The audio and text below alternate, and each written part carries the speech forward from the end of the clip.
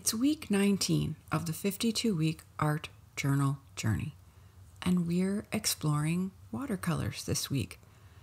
Last week started out about watercolor, but when I decided to play with watery acrylics instead, I never did get back to the watercolors. So I started this week's video with watercolor and plastic wrap fun I had after last week's video was complete. I see so many interesting little watercolor technique reels on Instagram, and again, this week seems like the perfect time to experiment some more and invite you along for the fun.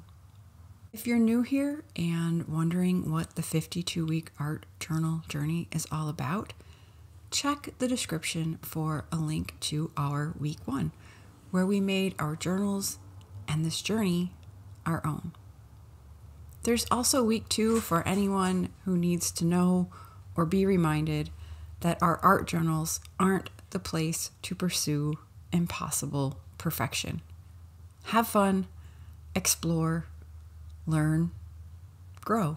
Watercolor is perfect for reminding us that expecting perfection of ourselves is unproductive, especially for the majority of us who don't have a lot of experience with watercolors. For one thing, they never look the same dry as wet. I can never quite accurately picture how different each piece will look in the end, and that's okay. Remember that our art journals are for us to enjoy, not stress over. Your journal is as private as you want it to be. You don't have to worry about anyone's judgment except your own. Leave that behind. This week I used an inexpensive set of kids' solid watercolors. Reclaiming your creativity and establishing a regular habit of creative self-care art making doesn't need to be expensive. In my prompts and videos, I use common materials that many of us have around already or can easily access for not too much money. I will warn you though, if you don't already know, you may not want to stop with the basics once you find the types of art making that light you up. Maybe next year I'll have to give away a $51 Blick Art Materials gift certificate since this year was $50 for my 50th. But doesn't an unlimited art supply budget sound amazing?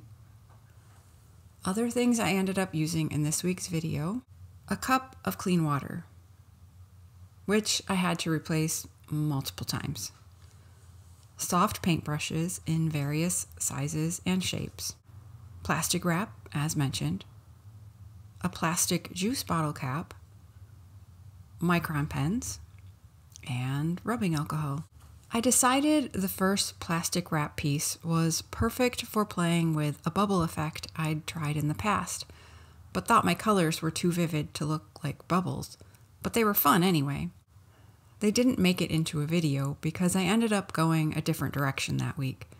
I did use the technique to make valentines at the library where I work. Instead of a round cap, use a toilet paper tube bent into the shape of a heart if you'd like to try that. One benefit of the plastic is that you don't have to worry about it degrading with multiple uses.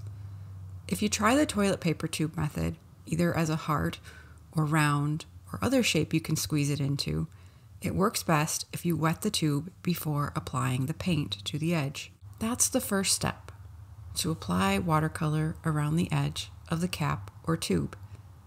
Be careful about the colors you put next to each other in all of these projects. The primary colors, red, yellow, blue, always work next to each other, but watch out for the secondary colors or you could end up with mud, which I did end up with in my second plastic wrap watercolor page. You're safe with true primaries and the secondary they make. Yellow and blue make green. Blue and red make purple. Red and yellow make orange. Mud isn't always a bad thing, but I didn't want any in my bubbles.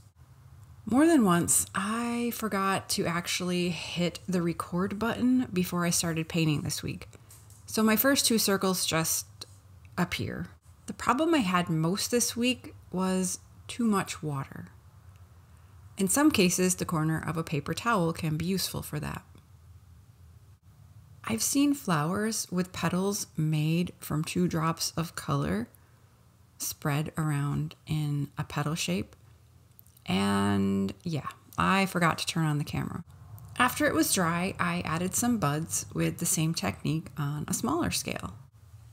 Then little round drops of water colored with red paint, and leaves by painting a leaf shape with water and then letting the green fill them as it wanted. I also added details with my micron pens. Honestly, I liked it better before that. Yes, this week I ended up again choosing to have more fun playing. I followed ideas as they came into my head. Sort of stream of consciousness arting. And that's what we'll do in our writing this week too. Anything on your mind you want to process, express, vent, record to read later? Maybe you need a prompt.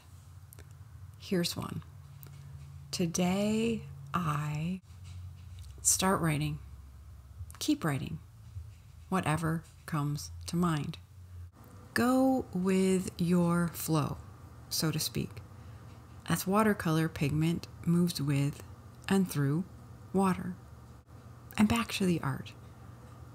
With watercolor, alcohol works a bit like an eraser. After playing with it and water and wet paint, I played with them and paint splatters on dry watercolor on one of my earlier plastic wrap watercolors. As I've mentioned before, what I ended up with after the water continued to slowly bleed into and dissolve the color, and then everything dried, was different from what I could see as I played. Again this week I say, have fun. Experiment. Let your mind and spirit explore in colors and words. Thank you for another opportunity to encourage you to reclaim your creativity and establish a healthy habit of creative self-care through art journaling. Check out the links in this description for the mentioned videos, as well as links to other prompts and arty stuff. If you found value in this video, please like, share, subscribe. If you ever decide to share any art you create in your art journal on social media to encourage others to take time to art, tag me, Melinda Van Rij. And if you'd like, use the hashtag #ArtJournalWithMelinda. I'll be back next week with another video. Thanks for joining me on this part of my art journey. I hope it encourages you to keep going on your own.